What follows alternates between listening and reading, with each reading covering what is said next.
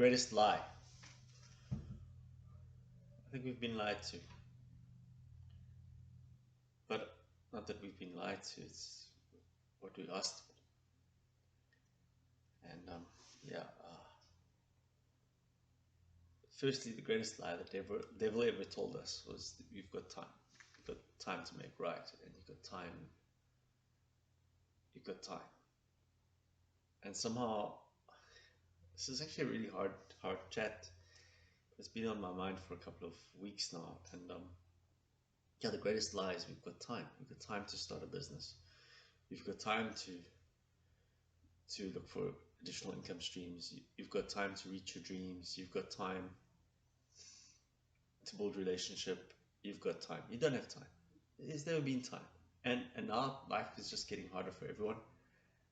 Fuel prices have gone up, and as soon as fuel goes up, it affects the whole supply chain. From basic starches, wheat, maize, sugar, what else is everybody needs? Coffee, tea. These are basics. Everybody should have the privilege to enjoy a loaf of bread every day and a nice cup of coffee. I'm not talking major luxuries like a Johnny Walker Gold, but and I believe like 90% of the world just wants to live peacefully.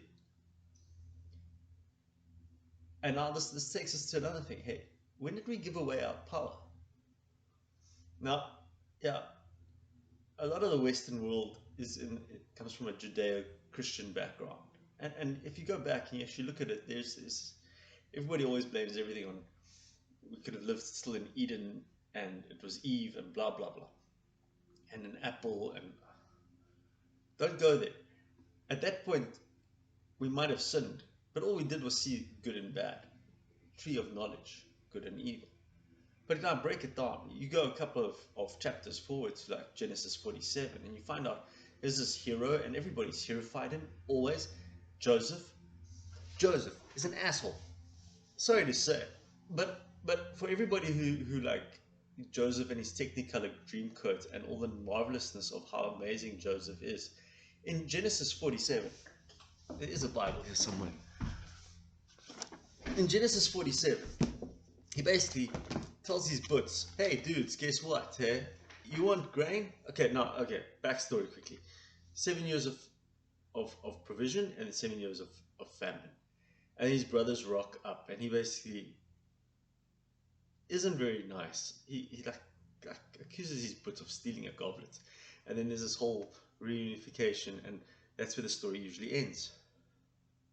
But it doesn't end there, because then good old Joseph, Genesis 47, there was no food, verse 13, no, we can start at 12.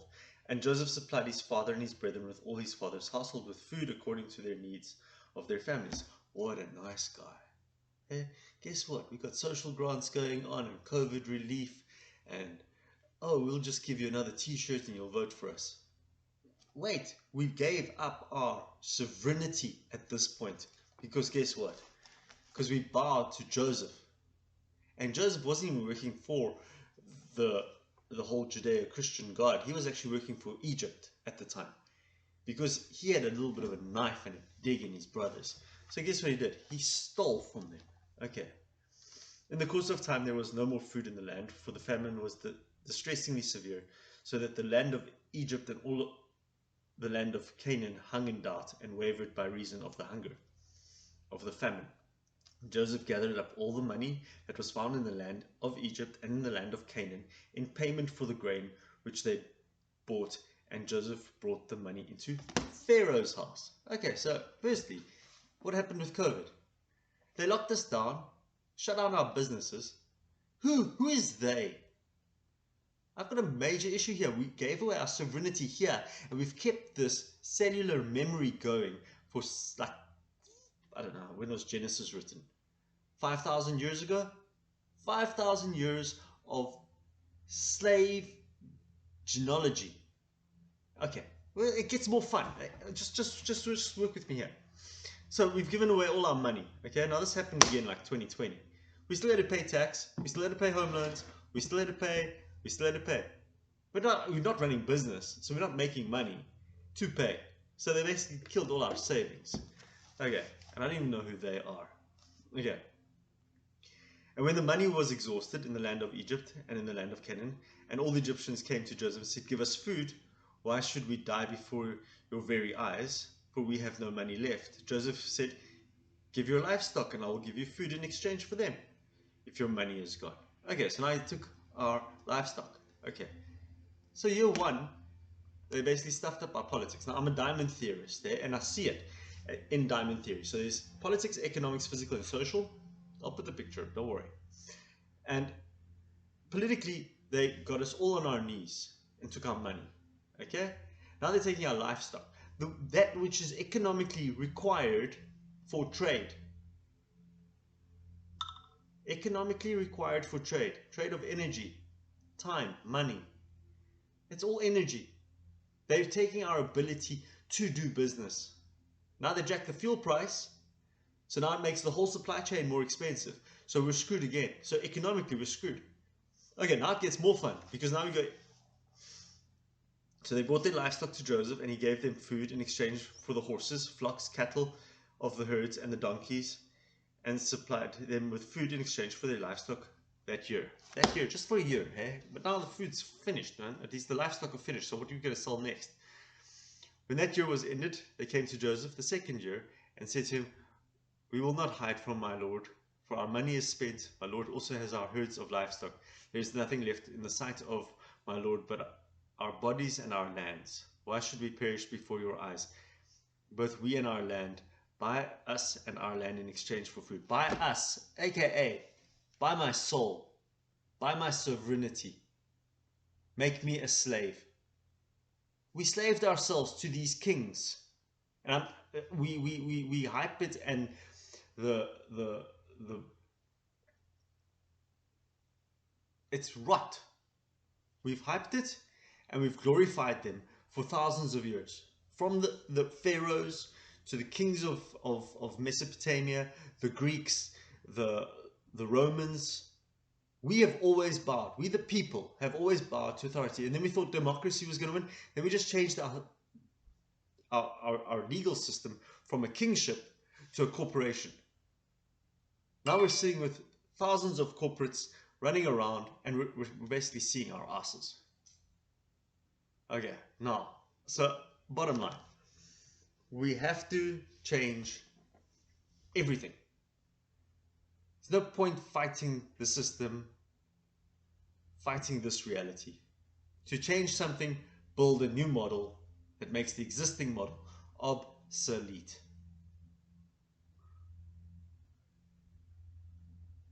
We have to take back our sovereignty. Take back who we are as a people. Divine, spectacular, beautifully and wonderfully created.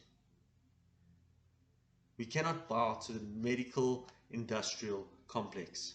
They've had us by the balls now for the past 100 years, since this funky petrol thing started, and they were purifying oil for our automobiles, and then they took the byproducts and made medicines.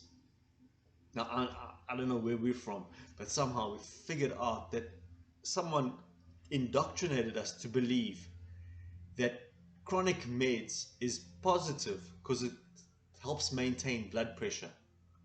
There's still a chemical residue remaining in your body. It's like, I read something the other day. If you smoke organic tobacco, it's fine. But guess what? All the glyphosates and the poisons and the herbicides and the pesticides and blah blah blah that they spray on, all those chemicals, they'll probably kill you faster because their frequency, their vibration is just zero. You are divine. You are 1,000. Your potential is a vibration of 1,000. My testis is a vibration, energy, and frequency. That's it. That's all we need to focus on. And guess what? We are human, man. We're divine. If birds can fly, not those big ass flocks that just like, and they don't hit each other. Listen to a guy the other day, he says he went swimming, and suddenly there were sardines everywhere. And no matter how he moved his hand through those sardines, he didn't hit one. Where did we miss this? Where did we miss this connection to source? Uh, it, we gave away our sovereignty to a bunch of idiots to lead us, who are just as human as us. Except maybe they've got a bigger ego because that's all they serve is ego. Now we're running wars in Ukraine and Russia, and we've been through mandates, and for what? Who? We need a revolution. And not even a revolution to fight the system. We just... How many people buy overhead projectors? No one. How many people buy film cameras? Very few. Why? They're obsolete. How did you kill the system? Stopped using it. How did you kill overhead projectors? They just stopped buying them. You know how we kill TV? Turn it off. How do we kill chemical industrial complex? Don't support them. The fastest way to kill a business is don't buy from it. Don't give them money. They've still got salaries to pay, rent to pay, life to pay, living to pay, business to pay. They've got contracts they've got to uphold. How do you stop it? Just stop buying. Don't support it. And it's everything from the lacquer on the wood, to the paint on the wall, to the artificial sweeteners in your food, the modifiers, the starches, the E's, the emulsifiers. They're all chemical based. The flavorants, the colorants. Just go natural. Be human. That's actually the worst, is if you look at the definition of nature. I'm actually going to find it quick, because if we actually look at the definition of nature, it's beautiful. Define nature. And this is where we lost the plot. The phenomena of the physical world collectively, including plants, animals, the landscape, and other features and products of the earth, as opposed to humans and human creations. We've written ourselves out of our biosphere. Our biochemistry, everybody focuses on chemistry, but it's actually a biochemistry, as in microbiome. We are part of, we are organisms in a larger something, and it's all natural. You can't expect oil and water to mix. They don't. They never have. So to try and do it with so what have we've been lied to. And yeah, it's got nothing to do with good and evil and the knowledge of an Eve and Adam. It's got to do, from a Judeo-Christian perspective, of Joseph. And then it got worse, because then they got out 300 years later with Moses and clapped across the desert and got into the promised land of Canaan. And then they said, we want a king, like other nations. So therefore, other nations already had kings. So other nations were already bowing down to a boss. I won't say he's a leader. He's a boss. Okay, big difference. One's authoritarian, autocratic, blah blah blah. And then yeah, so I think it's 1 Samuel 8. They say, oh, we want a king, and then they got Saul. And Samuel actually said, you don't want a king. Believe me, he's going to put in rules and regulations. He's going to be corrupt. He's going to have too much power. And you can't go back. Well, right now, we don't have a choice. We have to go back to a point of governance, leadership, that is laissez-faire, that is self-governed. I'm responsible for me, my household. Okay? That's it. And then people say, no, but no. If I can govern this well, it's a good dad, good husband, and my neighbor can govern his household, good dad. And then now people say, no, but the government leads us. The government isn't there for leadership. Don't get me wrong here. Government's there for management. Leadership sets a direction and we go there, vision orientated. Government, politics is management. They manage the roads, the infrastructure, the water, the electricity, and the sewage, to make sure that we have a platform where we can do business. We can be economically viable, look after our environment, and be social. Because hey, we're human. And the politics is good. Good manufacturing, good agriculture. If I'm prepared to eat the food that I grow on my field, it's good enough for the next guy. But half the time, hey, if you look at modern agriculture, the guys are wearing hazmat suits just to like manage how to, before they plant the seed. That seed's being laced with stuff. And then when they've got to go and start spraying pesticides, herbicides. Agriculture, being a farmer is about smelling your soil. Feeling the dew in the morning under your feet. That's agriculture. But nowadays it's an industrial business, so it's not agriculture anymore. Now it's business. Now it's industry, because now we got monocropping thousands of hectares, of which we got to wear hazmat suits when we work with the pesticides, the herbicides, the fertilizers, the seed, and then somehow we think after all that in production, after we've milled it and canned it or bottled it, we've got healthy food. Just as we've made our plants weaker, those who eat the weak fruit will be weaker too. Now, okay, we've touched on a lot of stuff here. Is there a solution?